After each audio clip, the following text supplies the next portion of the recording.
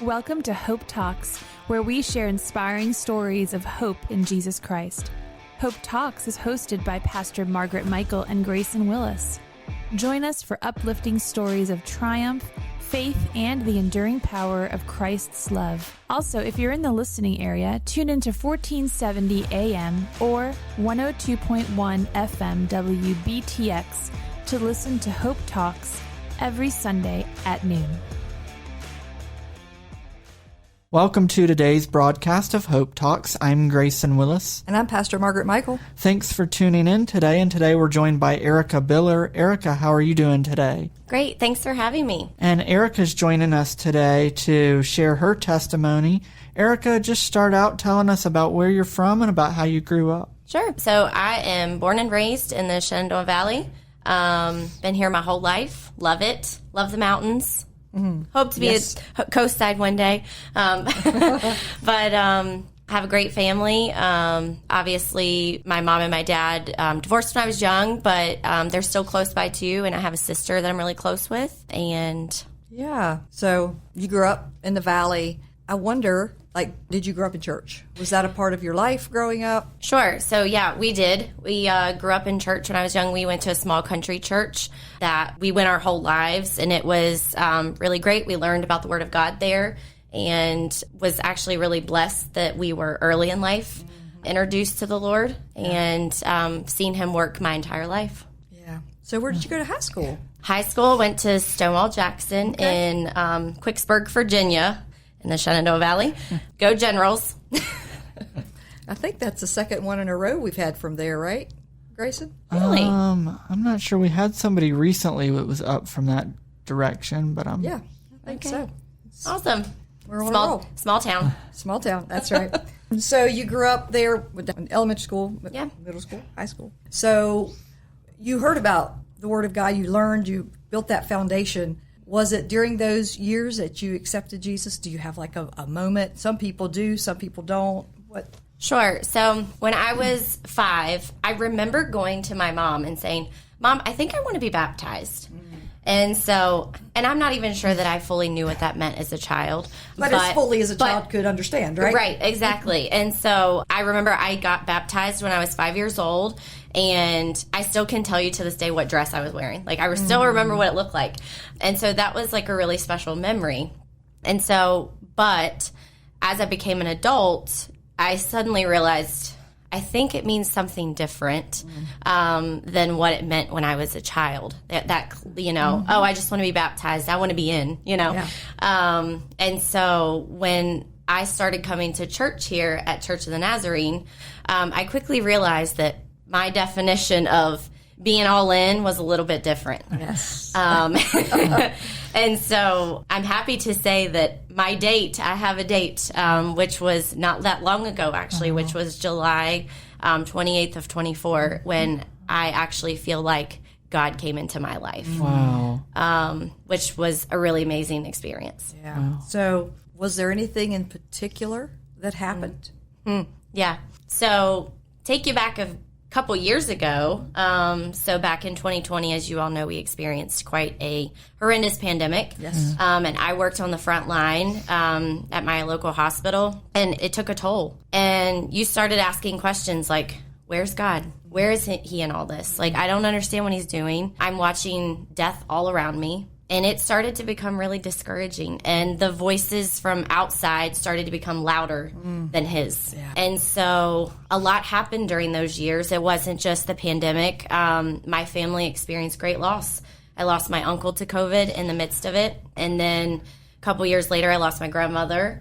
And then we've had a lot of loss. And then up until this past year, we lost our dog, which... we love our dog. Yeah, and then one of my very good friends took her life in May of 2024. And that's when things for me came to a head.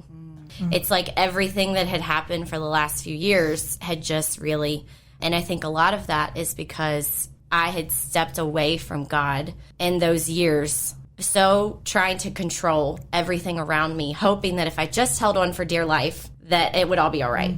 Yeah. How'd that work for you? It didn't work so well. It didn't work so well. So after that happened in May, I was sitting at my friend's funeral, and there was a pastor that was there, and he, at the very end of her funeral, asked a question. And he said, I want to ask each of you, do you have a date? And I didn't know where he was going with that. And I always thought, well, I'm saved. I got baptized when I was young. Like, I know who Jesus is. But he said, do you have a date? Do you have a date where you know God is mine? He is mine. And I squirmed in my chair. And I'm like, I am, right? It's the first time I ever questioned, like, uh-oh. And I squirmed a little. And so that was on a Friday. And I remember I told my husband, I said, we haven't been to church since 2021. We're going to church on Sunday. And I said, I'm not really sure why, but we're going Sunday. So we showed up and we kept coming. And I really was feeling God speak to me loudly, saying, you got to get right. You're not. And Pastor Billy preached a message about how he was 18 and was sitting in there and thinking he grew up in a small church and thought he was in. And I felt God very loudly say, do you have your date? Right there. And I knew. And I knew. And I felt it that moment. Like, I knew that day. I was like, okay, I've got to ask you. Like, I actually have to surrender my life and say, I'm done trying to control everything. And then after I gave, so that day I gave him my life fell apart. And then it got real messy. And I thought, I'm giving you my life. I don't understand. Why is this so much harder? What's happening? And I started having nightmares. I started having really bad negative thoughts. And I just didn't know what was happening. My husband and I were sitting one Saturday, and I just exploded on him. And was like, all these things have happened, and I don't understand. And I quickly realized something's kind of wrong. Like, so he encouraged me to seek professional, like, help and counseling. And so I did. I went and saw a counselor. I go to Journey Ministries, which has been, if you need... Shout out to Journey. Yes. If you need any services, they are phenomenal. And so, yeah, it was really hard. And I was diagnosed with post-traumatic stress disorder from multiple things, not just one event. It was kind of a compiled... So, yeah, that's where my journey, the last few years has been really hard, but in that, my goodness, God has shown up. He has shown up. Yeah, it's God's timing in everything. And sometimes we think, well, if we accept Jesus, everything will just be great, right? Yeah. I'm here to tell you, if you think that, think again. I read something not long ago, actually. It said, as you get closer to God, expect the devil to make you squirm. Wow. Oh, does he make you squirm? If you're on target, you become a target. That's exactly right, yes. But he's been faithful. Like, while I felt like my life was falling apart, he was actually making it fall into place. Because he was breaking all of the pieces of me that needed to break. Yeah, like when we hold on to things for so long and try to hold everything, and then you start to let go. What we've made don't work, right? Like, no, it has cracks. It has lots of. It's not very strong. No. But the beautiful thing is, if we give all of that, our broken vessel, so to speak, to the Lord, he brings healing, and he can shine through those broken places to bring hope to others, you know? And I see that. I know that you have a passion for awareness, suicide awareness. It comes through brokenness, you know? It comes through you wanting others not to have to go through what you went through with your friend. Yeah, God is faithful. The Lord is my shepherd. I have all that I need. I shall not want. But it looks different than maybe what we think it's going to. Oh, it has looked so different. You know, I remember I've had many, you know, when I first started going. I'll never forget my first session with my counselor. Like, we didn't even get into anything. I just said, here's been the last several years. And she's like, wow, this is clear what the problem is. Like, this is obvious. And to me, I'm like, what do you mean this is obvious? Like, I feel like everything's a mess. She's like, we'll get there. It just will take time. Yeah. Like, we'll get there. It'll just take time. But I remember sitting that weekend then. It was like it was like opening Pandora's box. We looked at everything, and it was like, oh my goodness, close the box, close the box, slam it shut. Yeah, but you know, I sat on my floor in my closet the following Saturday. I was home by myself, and I just prayed for hours on that floor, and never felt more close to God in my life. And had he not put me in that, not that he put me there, but had he not allowed that to happen and to put me there, I'd never know what it felt like to feel his presence so close. That's beautiful. Ever. And it's easy for me to say that right now because I'm getting out of that. I'm more in the light and not the darkness, but boy, in that darkness, it's hard to praise him in those moments, but it's what keeps you going. Right. Yeah. And, would you say since 2020 and COVID and loss of in so many different ways, and I don't want to put words in your mouth, but did you become isolated? Oh, yes.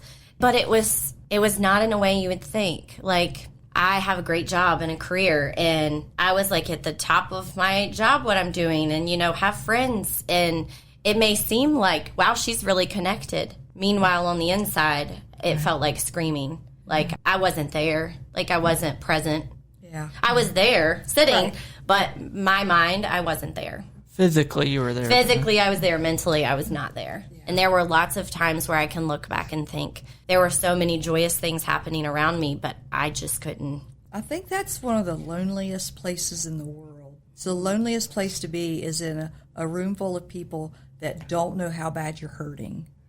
Yes. And if you're listening, one thing I will tell you is if you feel that way, tell someone, just one person. It doesn't have to be the world, and you don't have to tell them everything about it. Right. Yeah. Just tell them, I'm in a tough place right now. Like, I just need support. Yeah. Somebody you trust, somebody you... Yeah. And, I remember just me being able to have, of course, I seek counsel, which was one of the best things I could have ever done.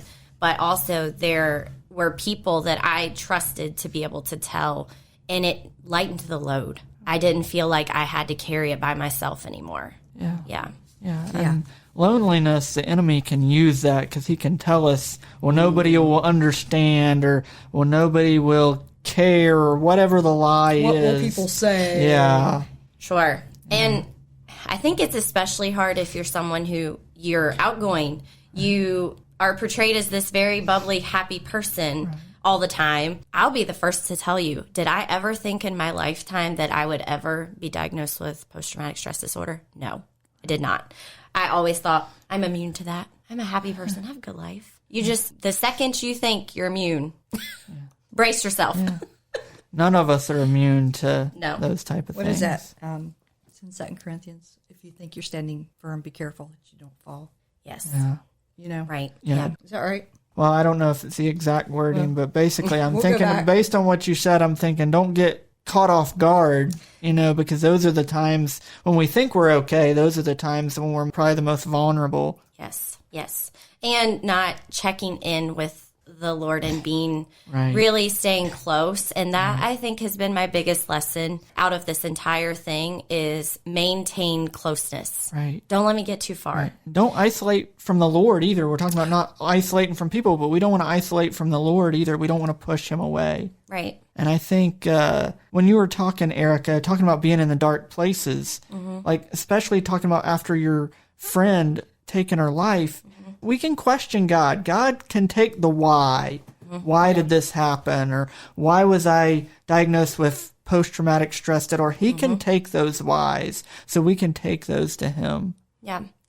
So if you think you're standing firm, be careful that you don't fall. Yeah. That is just a powerful, it's a powerful thought. It's something that we don't always think about. We just go along and think, hey, we're doing pretty good. And it's a powerful word. It is. And it's pride goes before a fall. Yeah. There's another scripture that's coming to my mind. There's that. There's another thing that I just wanted to share. So I think it's so important. In 2 Peter 2:4, and I've shared this on here before. It's probably not new to those listening, but I just feel like it's important to say it again. In 2 Peter 2:4, it says that God did not spare angels when they sinned. He sent them to hell, putting them in chains of darkness. And so, of course, we know that the devil and his angels are in darkness. They're in darkness. They are chained to darkness. Think about that.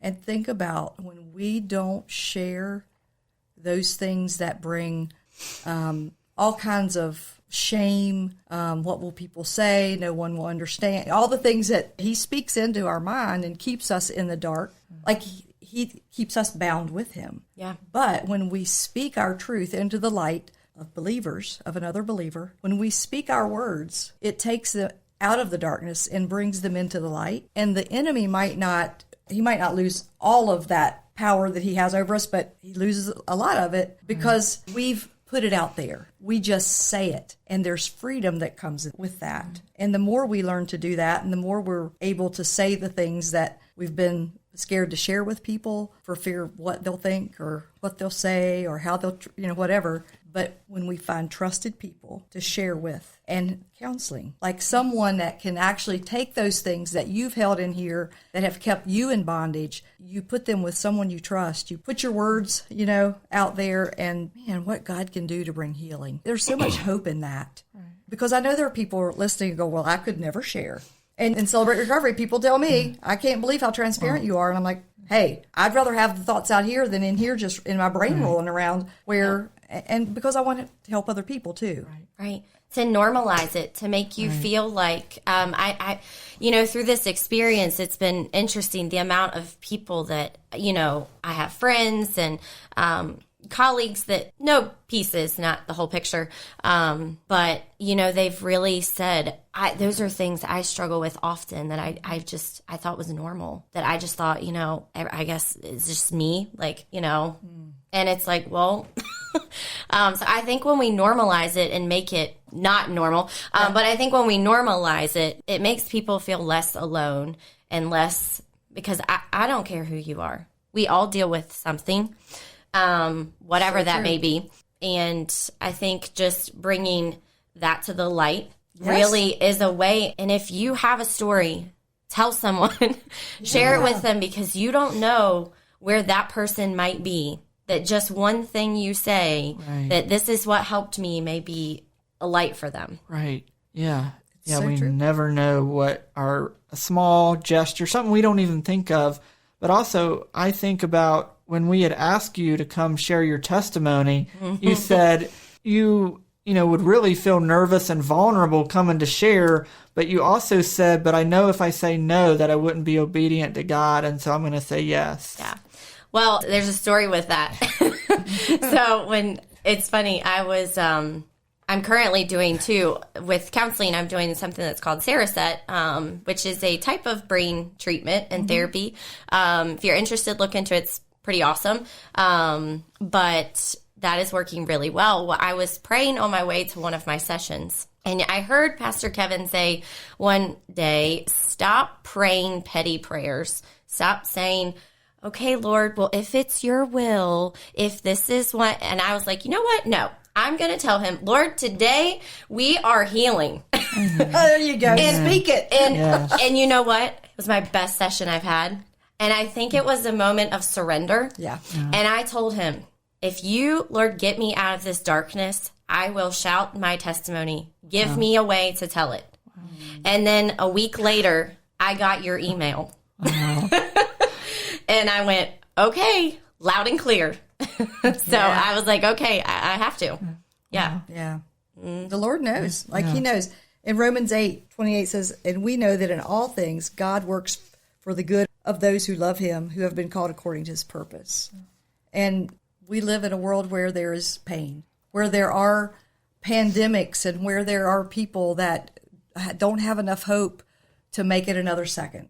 Yeah. I mean, these things are real. We live in a world where sin abounds, but we also know that if we give all of our pain, all of the things, surrender, like you're talking about, and speak life over ourselves and over other people, God can use all of it for his glory. Yes. And our mess can become a message. I think about our mission statement. We've been transformed by God to bring hope to others through Christ. Yeah. But we can't white knuckle it, hold on to it, control it. God can't do anything with a closed fist. Right. Yeah. And so it's just beautiful to hear your story of really this unfolding for you. And really it unfolds from a place of surrender. Yeah. because truly they're, looking back, used to never understand. I used to hear people say, just let go. What does that even mean? Let go and let God. Let go and let God. What does that mean? Okay, can you show me what that looks like? Because I don't understand that. But I understand. But now I understand. I understand what that means. It means just truly, Lord, you take it. I'm not gonna keep trying to make decisions to control the situation. Every little thing. Yeah. I'm gonna do this because then this will happen. You're still trying to control it. Stop. Just live. And let him lead you. It's really hard. It is not easy. And there's still moments where I feel myself going, but can I have this thing? No, you can't. Okay. All right. Yeah. Yeah. And it's true. It's true. And it's really hard to really grasp what that looks like to let go. Until you've experienced it. Right. It's an experience. It's not something I can tell you how to do. It's something you have to feel in your heart. Yeah. I think. Yeah. And, it really comes to a place where we find ourselves sometimes in these places that we've got here and we've gotten ourselves here, but we can't get ourselves out. Right. Yes. And it's a place of desperation. Yeah. It's a place of grief and sadness, like all the things that come together. It could be consequences from our actions. It could just be a pandemic and, just there's a myriad of reasons we find ourselves there. But the answer is the same for every person. Yes, it is. Jesus is the only answer, and that sounds like the cliche answer, but it's true. No, it is true. And I think that's the good news, is that we don't have to continue to do it alone. Right. We don't have to continue to carry all the difficult things that we've experienced. And I think there is a deep healing that you experience when you just let him have those things and stop trying to control. There is an overwhelming peace that you feel that you're like, okay, all right. Cast your cares, right? Yeah. I mean, we look around the world right now. Look at all the things that have happened the past week. It's been devastating. Yeah. And I know there's been a lot of people who've really struggled with it. And, we have personal people that we know. Yeah. Right. But when you actually say, I don't understand these things, but it's not my job to. Right. Yeah. There's peace in that. I don't have to understand it. It's not my job. Right. Do I believe God is sovereign? Yeah. Yes. Right? Right. Yes. And this is terrible. Things that we've experienced, things that have happened that are close to families that are a part of our family, and we don't understand it, but we have to believe that he is a good father. He is a good father, that he's closer to us than our circumstances. I think about Jesus when Lazarus died and Mary and Martha were so upset and he wept. I picture that in my mind often when I'm with people that have lost, that Jesus is weeping. Right. He cares so much. And, everybody wants to blame God for everything. Could I just say that? Yeah. Just say it. Yeah. And really, I've been there. I know what that feels like. Yeah. I know Talk about that. Yeah, I know what that feels like. I mean, there was a time where, when my uncle passed away from COVID, I was like, I have been here taking care of all these other people's family members, getting them back to health, helping them, and you take mine? How dare you? Like, I remember feeling so angry about it, and I carried that too long. Yeah. But it wasn't my job to know why, and I have a peace about it that maybe he wouldn't have been as well had he lived. It's just like, it's not my job to know, and it's not God's fault. We live in a broken world. He's not doing things. That's so true. Yeah. Yeah. Yeah, it's true. And I'm just so grateful that you are finding healing. And this picture keeps coming up in my mind's eye. And I'm pretty sure it was the first Sunday you all were back. It may have been the second, but I think it was the first Sunday. You all walk into the sanctuary. I don't even know if you got to your seats, and somebody falls down and passes out and cuts their head open. Yes. Gash. Yes, it was the third Sunday. It was the third Sunday. I knew it was early on. It was the third Sunday. Yes. And I just remember, before you all weren't here, before 2020, you were here. You were part of our health and safety team. Yeah. And I just remember that Sunday, you went into nurse mode. And I watched Cullen just take off and run for the first aid bag. And thank goodness it was where it was when he left here. Yeah. He still knew where it was. Yeah. And I don't know, there was something about you all, I don't know what would have happened to them. I mean, we took care of it, but you all just jumped right back in. You know, like what you're created to do, you just did it. Yeah. I know the gentleman was really grateful that you showed up, and I don't know, just things like that happen. Yeah. How did that feel? Honestly, Colin and I actually said, well, he fell in we had just sat down actually. And I was like, well, he literally fell right where we were sitting. Okay. All right, Lord. need to say no more. And at that point, we had just started coming back, and there was, I will say, I'll be really vulnerable here. Yeah. There was embarrassment about us coming back to church. There was this shame of, oh my gosh, we haven't been here. People are going to be like, well, what happened that they're coming back? Oh my goodness. And there was something, but I think God can use our really, again, beauty from ashes. Yes. Beauty from ashes. He takes the most ugliness and makes it so beautiful. Right. And so, I remember going, oh man, the thought of having to go in here, but not a person from this church ever made us feel that way. Well, not a person. The enemy would make you think it was going to be judgment. He did, and he used that for months. Actually, he used that for years to keep us away. It's been too long now. We can't go back. We can't possibly. And that's what the enemy tries to tell us. Yes. Yeah. Yeah, I think this is going to help some people listening today. And it's not just about church. It's about other things. It's about friendships that we haven't called someone for so many years, and well, we can't now. Yeah. It's been too long. A family member that we haven't talked to. And, God, as he prepares our hearts for things, he prepares the other people's hearts for it too. Right. Yeah. Or maybe it's something somebody's done and they're like, well, God will never forgive me for this, or whatever it is, whatever the lie is.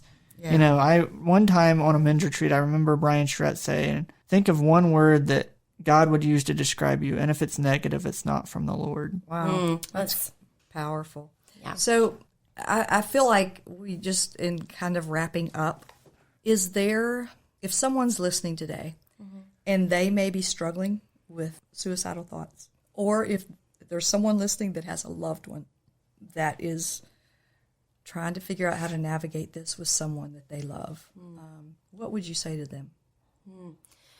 Oh, that's a tough one.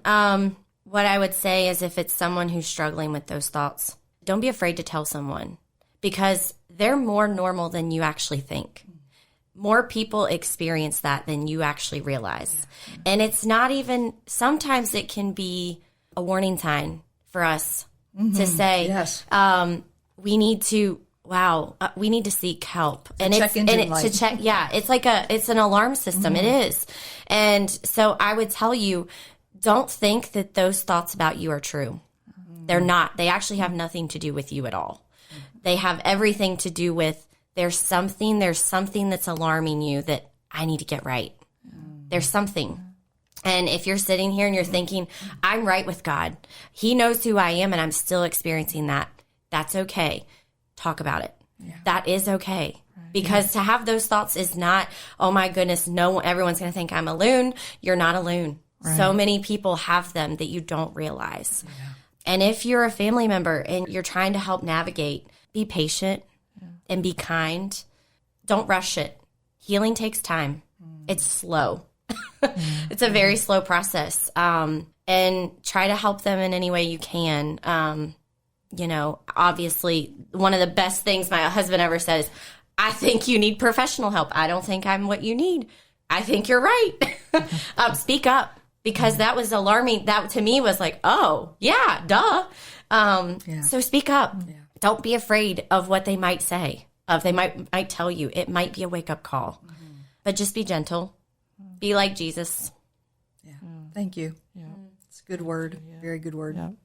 Well, Erica, thank you for joining us on today's broadcast of Hope Talks. It's been great to have you. Thank you for having me. I appreciate it. Thank you for listening to today's broadcast of Hope Talks. We pray that as you've heard Erica Biller's testimony today, that it truly has been a half hour of hope for your life.